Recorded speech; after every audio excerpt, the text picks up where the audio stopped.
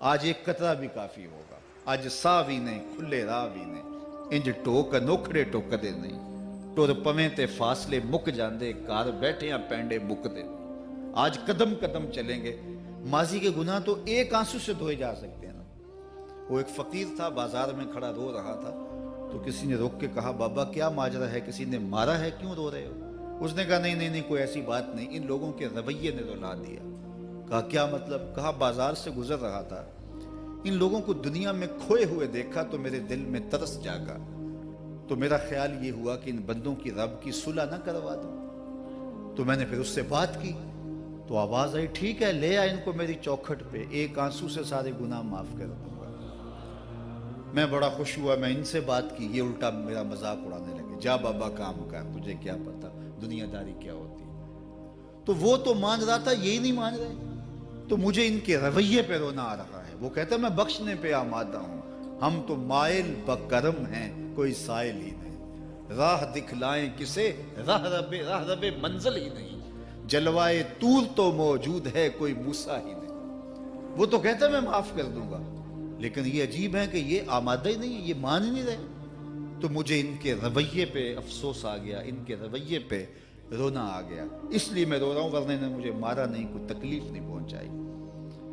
خیر اگلے دن وہی بزرگ قبرستان کے قریب سے گزرے تو دیکھا کہ وہ بابا قبرستان میں کھڑا رو رہا ہے، تو پھر رک گئے۔ بابا بازاروں میں بھی روتا ہے، قبرستانوں میں بھی روتا ہے، آج کیا ماجرا ہے؟ کہا آج بھی میرا ماجرا کل والا ہی ہے۔ کہا کیا مطلب؟ کہا کل بازار سے گزر رہا تھا، ان کو دنیا میں کھوئے ہوئے دیکھا، میرے دل میں ترس جاگا، تو میرا خیال ہوا ان بندوں کی اور رب کی صلح کروا دوں، تو وہ تو مان رہا تھا، وہ بندے ہی نہ مانے، تو آج میں ادھر آ گیا۔ میں نے کہا چلو ان سے بات کرتے، آج میرا خیال یہ ہوا کہ قبرستان والوں کی اور رب کی صلح کروا دوں۔ تو کہا پھر آج کیا بنا؟ کہا آج یہ مان گئے ہیں، وہ نہیں مانتا، تو صاحبو آج وہ مان رہا ہے، آج ہم مان جائیں۔ میں نے کتب میں پڑھا ہے کل قیامت کے دن نیکوکار بھی پچھتائیں گے۔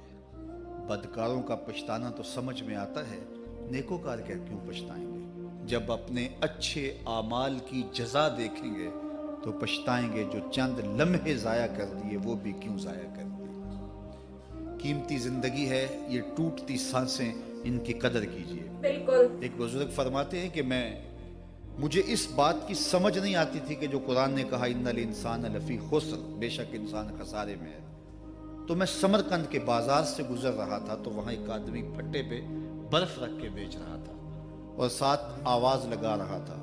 آج کل تو یہاں وہ پاپڑ بیچنے والے بھی کوئی آواز لگاتے، تو وہ برف پھٹے کے اوپر رکھ کے بیچ رہا تھا اور ساتھ آواز لگا رہا تھا۔ آواز کیا تھی؟ ارحمو ارحمو الا من یذوب راس مالہ، او گزرنے والوں میرے پہ ترس کھاؤ، میں ایسا تاجر ہوں جس کا راس المال پگھلتا جا رہا ہے۔ چونکہ یہ جو برف ہے ایسا سودا ہے جو گاہک کا انتظار نہیں کرتا۔ آپ کپڑا بیچتے ہیں، آج گاہک نہیں آیا، ہو سکتا ہے کل دعا نے مہنگا بیچ لیں۔ آپ پیٹرول بیچتے ہیں، ہو سکتا ہے کہ کل پڑا 6 روپے اوپر چلا جائے، آپ کا لاکھوں کروڑوں کا فائدہ ہو جائے۔ لیکن آپ اگر برف بیچتے ہیں، آج نہیں بکی تو کل برف ہی نہیں ہوگی۔ تو وہ سل پہ برف بیچ رہا تھا اور ساتھ لوگوں کو دہائی دیتے ہوئے کہہ رہا تھا، او لوگو میرے پہ ترس کھاؤ، مجھ سے برف لیتے جاؤ، میں ایسا تاجر ہوں جس کا راس المال پگھلتا جا رہا ہے۔ تو کہتے ہیں جب اس نے یہ آواز لگائی نا تو میرے قدم رک گئے اور میں اس کے قریب چلا گیا اور میں نے کہا کہ مجھے ان الانسان لفی خسر کا ترجمہ سمجھ میں آ گیا۔ جس طرح تیری برف پگھلتی جا رہی ہے، میری زندگی پگھلتی جا رہی ہے، اور اگر تو اب برف وقت پہ بیچ لے، ان پگھلتی برف کو تو درہم کے بدلے، دینار کے بدلے، پارچہ جات کے بدلے، جنس کے بدلے فروخت کر لے تو فائدہ ہو جائے گا، 4 آنے تیرے ہاتھ لگ جائیں گے۔ اور میں بھی ان سانسوں کے بدلے درود پڑھ لوں، ان سانسوں کے بدلے سجود کر لوں، ان سانسوں کے بدلے قیام کر لوں، کسی دکھی کے سر پہ ہاتھ رکھ دوں، کسی پریشان کی پریشانی دور کر دوں تو میری سانسیں کام آ جائیں، ورنہ یہ ٹھہریں گے نہیں۔ سوئے ہوئے ہوں تو پھر بھی سانسیں ٹوٹ رہی ہوتی ہیں، تو ہم کتنی جلدی موت کی طرف بڑھ رہے ہیں، تو زندگی کتنی مختصر ہے اور ہم کتنے بے پرواہ ہیں۔ آنکھیں اس وقت کھلتی ہیں جب آنکھیں بند ہوتی ہیں، لیکن کیا فائدہ اس وقت کا؟ آج کا پچھتاوا کل کی بہتری کی ضمانت ہے، اور آج کے پچھتاوے سے کل کی زندگی کی خوبصورتی نصیب ہو سکتی ہے۔ اس لیے یہ ڈھلتا ہوا سورج، یہ دیکھیں ابھی جب داخل ہوئے تھے تو سورج ابھی سر پہ تھا، لیکن اب سورج درد غروب سے زرد ہو چکا ہوگا اور چند لمحوں کے بعد وہ نگاہوں سے اوجھل ہوگا۔ میاں صاحب بھی بولے کہ زندگی تیری جو ہے ڈوبتے سورج کی طرح ہے، دیگرتے دن گیا محمد اوڑک نو ڈوب جانا۔ تو یہ میں اور آپ لمحہ لمحہ موت کے قریب ہو رہے ہیں۔ اس سے قبل کہ وہ وقت آئے کوئی حجت باقی نہ رہے، مجھے اپنی زندگی کو، آپ کو اپنی زندگی کو اللہ اور اس کے رسول کی چوکھٹ پہ حاضر کر دینا ہے۔ ہمارے میزبان محترم نے کہا والدہ ماجدہ کی بابت، تو آج ان کے اصالِ ثواب کے لیے میں اور آپ جمع ہیں۔ ایک وقت ہمارے اوپر بھی آنے والا ہے کہ لوگ ہمارے لیے جمع ہو رہے ہیں۔ یہ وقت تو آنے والا ہے، اس کے تو چھٹکارا نہیں ہے، اس سے تو خلاصی نہیں ہے، کوئی بھاگ سکتا نہیں ہے، موت سے تو فرار نہیں ہے۔ تو آج وہ نہیں ہیں، لیکن ان کا سعادت مند بیٹا ان کی یادوں کے چراغ کو روشن کیے ہوئے ہے۔ ورنہ میں ایسے بیٹے بھی دیکھے ہیں جنہوں نے اپنی سکی ماں کا جنازہ نہیں پڑھا۔ آپ کہیں گے کوئی ایسا بد نصیب بھی ہو سکتا ہے، جنازگاہ میں گیا ہے لیکن وہاں جا کے کھڑا رہا ہے، جنازہ نہیں پڑھا۔ آپ کہیں گے کہ ایسا بد نصیب، میں نے کہا ایسے بد نصیب آپ نے بھی دیکھے ہوں گے۔ یہ کون سے بد نصیب ہیں؟ یہ وہ بد نصیب ہیں جنہیں جنازہ آتا نہیں، ساری زندگی لوگوں سے فراڈ کرتے ہیں، اور جب اپنی ماں مر جاتی ہے، اپنا باپ فوت ہو جاتا ہے، تو یہ فراڈ پھر وہ اپنی ماں سے بھی کرتے ہیں، اپنے باپ سے بھی کرتے ہیں۔ مجھے بتاؤ کتنا بد نصیب ہے وہ بیٹا کہ جو اپنی ماں سے، اور وہ بھی مرنے کے بعد فراڈ کر رہا ہے، اور اپنے باپ سے فراڈ کر رہا ہے۔ اور کتنا خوش نصیب بیٹا ہے کہ جو روزانہ اپنی ماں کے لیے دعا کرتا ہے۔ اور میں کہتا ہوں اگر بیٹا نمازی ہوگا، بیٹی نمازی ہوگی، اہتمام سے دعا نہ بھی کرے، دن میں کتنی مرتبہ کہے گے ربنا اغفر لی ولوالدی، اے اللہ مجھے بھی بخش دے، میری ماں کو بھی بخش دے، میرے باپ کو بھی بخش دے۔ اور جب بندے ہاتھ اٹھا کے دعا مانگتے ہیں اللہ خالی ان ربکم حیی کریم یستحیی من عبدہ اذا رفع یدیہ ان یردہما صفرا، تمہارا رب حیا کرنے والا سخی ہے، کریم ہے۔ بندے جب اس کے سامنے ہاتھ اٹھا کے دعا مانگتے ہیں، اللہ فرماتا ہے مجھے شرم آتی ہے ان کے اٹھے ہوئے ہاتھ خالی کیسے موڑ۔ انہوں نے میرے سے مانگا ہے، میں بھی نہیں دوں گا تو کس در پہ جائیں گے؟ میں ایک دیہاتی بات کرنا چاہتا ہوں، اتنے لوگ جتنے آپ یہاں بیٹھے ہیں، اتنے لوگ اٹھ کے کسی دنیا دار کے ڈیرے پہ چلے جائیں اور اس سے کچھ مانگیں اور وہ دے سکتا بھی ہو، تو کیا وہ آپ کو خالی لٹا دے گا؟ وہ کہے گا ڈیرہ داری کی شان کے خلاف ہے کہ اتنے لوگ دروازے پہ آ گئے اور ان کو خالی موڑ دوں۔ تو جب تم اتنے بڑے ڈیرہ دار ہو اور تمہیں اتنی غیرت ہے کہ اتنے لوگوں کو خالی نہیں موڑتے، تو کریم خالی موڑتے؟ آؤ تو صحیح اس کی چوکھٹ پہ جھولی پھیلاؤ تو صحیح۔ پھر دنیا داروں سے مانگنا ہو تو ان کی زبان میں مانگنا پڑتا ہے۔ اللہ سے جس زبان میں مرضی مانگو، عربی میں مانگو، اردو میں مانگو، ہندی میں مانگو، سندھی میں مانگو، اقبال کے لہجے میں مانگو، سادی کے انداز میں مانگو۔ نہیں مانگنا آتا خالی ہاتھ پھیلا دو، وہ بند لبوں کی بولیاں بھی سنتا ہے۔ آؤ تو صحیح اس کی چوکھٹ پہ، اپنے ہاتھ پھیلاؤ تو صحیح۔ دنیا داروں سے مانگے تو ناراض ہوتے ہیں، خدا سے نہ مانگو تو ناراض ہوتا ہے۔ اللہ کل ما یابو بکم ربی لولا دعاؤکم، آؤ نا اس کی چوکھٹ پہ، دستے طلب دراز کرو۔ دنیا داروں سے مانگنے کے لیے وقت چاہیے۔ اس وقت تو صاحب سوئے ہوں گے، اس وقت تو ناشتہ کر رہے ہوں گے، اس وقت تو بیوی بچوں کے ساتھ مشغول ہوں گے، لیکن اللہ سے جب بھی مانگو، پچھلے پہر کنڈی کھڑکاؤ در رحمت کھلا پاؤ گے۔ دن کو مانگو، رات کو مانگو، مانگو تو صحیح، وہ تو اتنا کریم ہے۔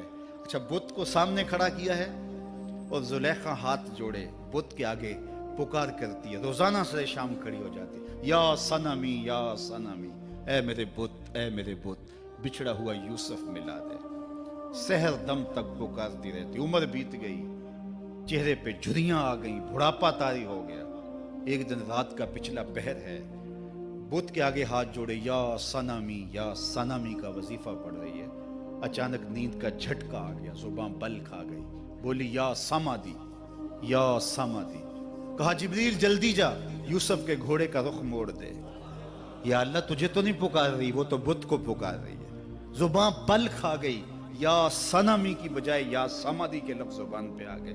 کہا جبریل اتنا عرصہ ہوا بت کو پکارتے ہوئے، اس نے کوئی جواب نہیں دیا، آج جیسے بھی اس کے لبوں پہ میرا نام تو آیا ہے، اگر میں نے بھی جواب نہ دیا میرے اور بت میں فرق کیا ہوا؟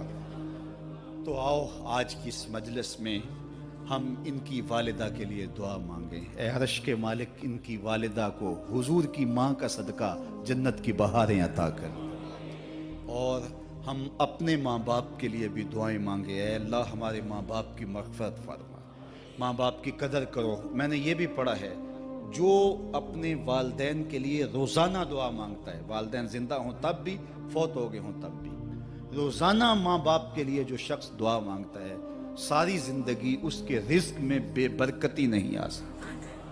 تو اپنے ماں باپ کو اگر زندہ ہیں تو قدر کرو، فوت ہو گئے ہیں تو ان کے لیے کثرت کے ساتھ دعا کرو۔ یہ گھنا سایہ ہے۔ کبھی آپ نے درخت کو دیکھا ہے کہ ساری دھوپ اپنے پتوں میں جذب کرتا ہے اور نیچے بیٹھنے والوں کو چھاؤں دیتا ہے؟ ماں باپ سارے دکھ اپنے اوپر لیتے ہیں، اپنی اولاد کو آسائش اور راحت پہنچاتے ہیں۔ قدر نعمت زوال نعمت کے بعد ہوتی ہے، جب نعمت پاس ہو تو قدر نہیں ہوتی، جب چھنتی ہے تو پتہ چلتا ہے کہ کتنی بڑی دولت تھی جو چھن گئی۔ میں تو آپ کیا، میری اور آپ کی حیثیت کیا، ماں کی کمی تو آمنہ کے لال نے بھی محسوس کی ہے۔ ایک دن حضور مسجد نبوی میں تشریف لائے، تا حد نظر صحابہ تھے۔ الحاوی للفتاوی میں امام سیوطی نے لکھا ہے، حضور کو دیکھا تو ادب سے کھڑے ہو گئے، بس یہ منظر دیکھنا تھا کہ چشمان اقدس سے آنسو چم چم جاری ہو گئے، اور حضور نے ایک ٹھنڈی آہ بھری اور روتے ہوئے کہا، لو ادرکت والدی او احدہما، کاش آج میرے ماں باپ زندہ ہوتے۔ انسان نے دکھوں کا دور دیکھا ہو نا، اچانک خوشحالیاں مل جائیں تو پھر انسان یہ آرزو کرتا ہے کہ میرے ماں باپ نے میرا وہ غربت کا دور دیکھا تھا، آج دولت کی چہل پہل بھی دیکھتے، آج میرے آنگن میں بہاریں بھی دیکھتے تو کتنے خوش ہوتے۔ اب حضور جب پیدا ہوئے تھے تو باپ کا سایہ سر پہ نہیں تھا۔ 6 سال کی عمر تھی، اپنی ماں کے ساتھ حضور مدینہ المنورہ گئے، واپسی ابوا کے مقام پہ حضرت آمنہ کی طبیعت خراب ہو گئی، اور انہیں لگا کہ یہ میری بیماری جان لیوا ہے۔ ام ایمن کو بلایا، کہا میرے بیٹے کو بحفاظت امیر قریش تک پہنچا دینا۔ پھر خود حضور کے سر پہ ہاتھ رکھا۔ سیدہ آمنہ سلام اللہ علیہا حضور سے کوئی باتیں کرنا چاہ رہی تھیں، لیکن ضبط کے بندھن ٹوٹ گئے۔ ابن حشام سیرت کی پہلی کتاب ہے، اس میں تفصیل سے یہ واقعہ موجود ہے۔ جب سر پہ ہاتھ رکھا تو حضرت آمنہ کی آنکھیں چھلکنے لگی اور روتے ہوئے آپ نے چند جملے کہے، کہا بیٹا ہر نئی چیز نے پرانا ہو جانا ہے، ہر باقی نے فنا ہو جانا ہے، میں بھی جا رہی ہوں، وذکر باق، لیکن میرا ذکر نہیں مٹے گا، وولدت طہرا، اس لیے کہ تیرے جیسا پاکیزہ بیٹا چھوڑ کے جا رہی